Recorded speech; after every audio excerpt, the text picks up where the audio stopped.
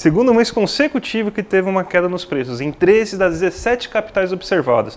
A gente tem aqui agora quanto está custando a cesta básica em cada uma das capitais do Brasil. Oba, vamos ver. A gente tem aqui, São Paulo continua a mais cara, teve uma leve alta de São Paulo, Porto Alegre também aumentou um pouquinho, está em 746,12, mas você teve algumas vezes, por exemplo, Recife caiu bastante, caiu mais de 4%, Aracaju teve uma leve alta.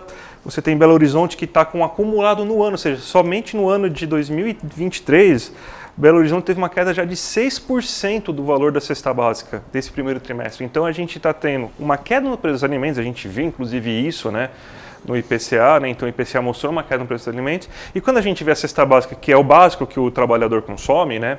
Então isso daí é uma boa notícia, porque a gente tem então que a alimentação do trabalhador brasileiro, pelo menos a base de alimentação, está mais barata. A gente tem aqui a linha do salário mínimo, está um pouquinho mais do que a metade e tal, mas a gente já teve momentos bem piores em relação a isso. Então, uma boa notícia, pelo menos para o trabalhador brasileiro hoje, né? Que o preço da cesta básica está menor.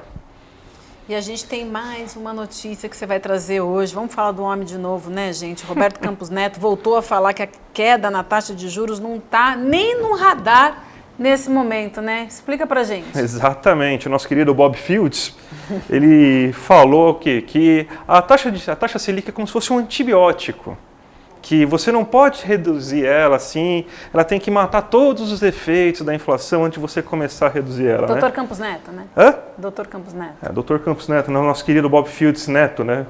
The Third, como diz o né? Chico Pinheiro. Exatamente.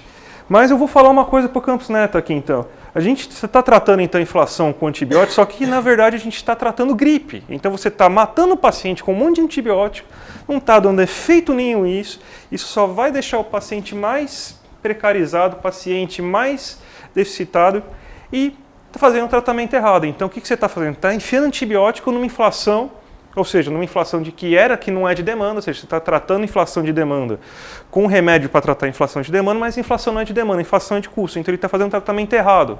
Então até nisso ele não é um bom médico também, a gente está vendo aqui, né? A gente já sabe que ele tem muitos problemas, inclusive problemas até políticos, né, em relação a isso. Ele é bem mais político do que realmente um presidente do Banco Central e gosta de um holofote, né? Fala toda hora tem uma declaração, né? Eu até fiquei animado com aquela notícia que os amigos dele haviam o aconselhado a largar o cargo porque está ficando feio para ele, etc. Até pensei, poxa, ele tem bons amigos, mas não fez efeito até agora. Não, e deu tudo, né? O arcabouço fiscal, deu a remuneração dos combustíveis, deu tudo para ele, mas ainda ele insiste nessa história. De que tem que manter a Selic e que não está nem no radar ainda. Isso é o mais impressionante ainda. A inflação caiu, agora entrou dentro da meta, dentro dos 12 meses, mas mesmo assim, cada dia mais você tem evidências de que é para baixar a taxa Selic, ele não muda, não arreda o pé.